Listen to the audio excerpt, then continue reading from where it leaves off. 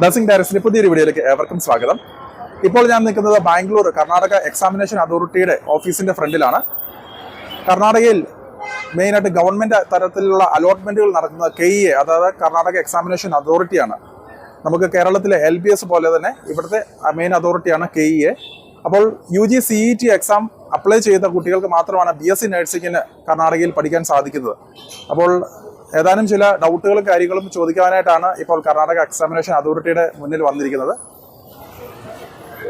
അപ്പോൾ നമ്മൾ കർണാടക എക്സാമിനേഷൻ അതോറിറ്റിയുടെ ഓഫീസിൻ്റെ അകത്ത് നിന്നുകൊണ്ട് അവിടെ വീഡിയോ എടുക്കാനായിട്ട് സമ്മതിച്ചില്ല. അതുകൊണ്ട് നമ്മളിപ്പോൾ പുറത്തേക്ക് മാറിയിരിക്കുകയാണ്.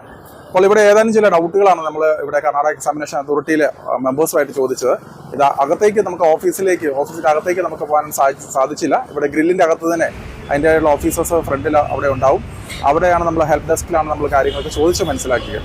നിരവധി കുട്ടികളാണ് കർണാടക എക്സാമിനേഷൻ അതോറിറ്റിയിൽ, അതായത് KEAയുടെ CET എക്സാമിന് വേണ്ടി ആപ്ലിക്കേഷൻ കൊടുത്ത് പല തെറ്റുകളും സംഭവിച്ചിരിക്കുന്നത്. അതായത് പ്രത്യേകിച്ച് നിരവധി കുട്ടികൾ കർണാടക സ്റ്റേറ്റിലെ സ്റ്റുഡൻ്റ് എന്ന നിലയിൽ അവർ ആപ്ലിക്കേഷൻസ് കൊടുക്കുകയും കൂടാതെ തന്നെ അവർ 600 രൂപ ആപ്ലിക്കേഷൻ ഫീ ആയിട്ട് മാത്രം അടയ്ക്കുകയൊക്കെ ചെയ്തിട്ടുണ്ടായിരുന്നു.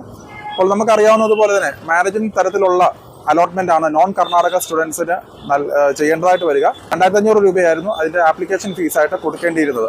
പക്ഷേ 600 രൂപ അടച്ചതുകൊണ്ട് ഒരുപക്ഷേ നിങ്ങൾ എന്തെങ്കിലും തെറ്റുകൾ വരുത്തിയതിനെ കൊണ്ടായിരിക്കാം ഈ ഒരു ചെറിയ ഫീസിലേക്ക് മാറ്റിയിരുന്നത്.